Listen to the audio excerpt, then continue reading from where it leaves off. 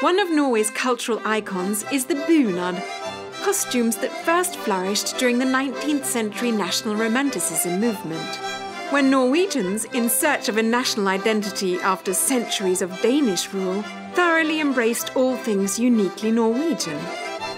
Art, literature, and the distinctive character of folk attire worn by rural people.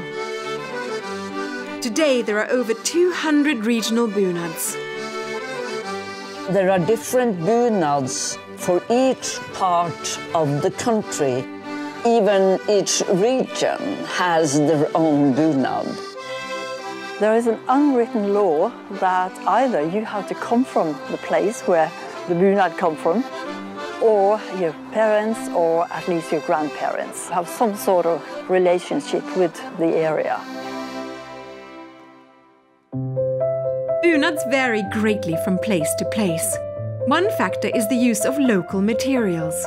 But another major influence came from beyond Norway.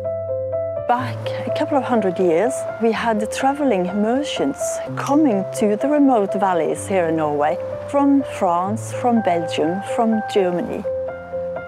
One guy went up one valley with his suitcase, another guy up another valley with his suitcase.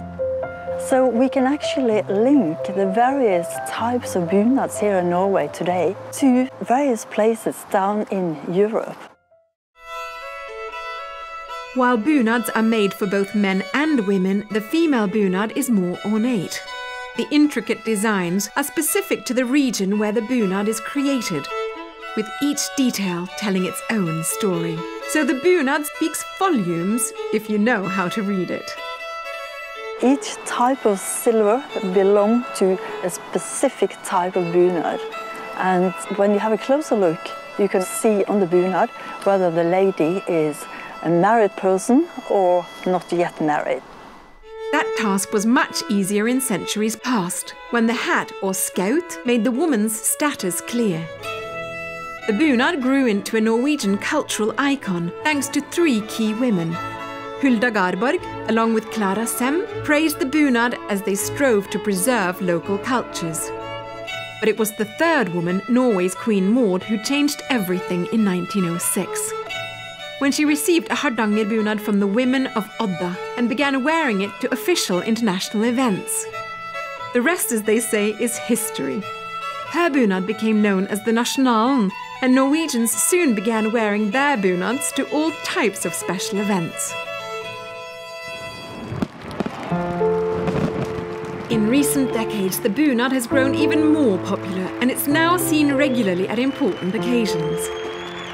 Viking godmother Trude Drevland wore her Bergen bunad when she named the Viking star. And ever since, the bunad has become a bit of a favourite among our godmothers. I also proudly wore mine as godmother of the beautiful Viking Sea. For most events, the bunad is a choice. But there's one day it's a must. On May 17th, Norway's Constitution Day, the bunad is a symbol of patriotism. You are celebrating your country's freedom. There is the bunad, there is the shirt ironed, there is all the silver laying there, and I feel proud, so proud. Norwegians treasure their freedom, and the 17th of May is an annual outpouring of joy and appreciation unlike anywhere else. A celebration with the iconic bunad at its heart. The highlight of wearing a bunad, that is our national day, the 17th of May. You will see thousands and thousands of bunads. We wear it with great pride, proud of our country and the values we have here in Norway. Norway is a land rich in culture and traditions. I hope you'll go out and explore her many treasures.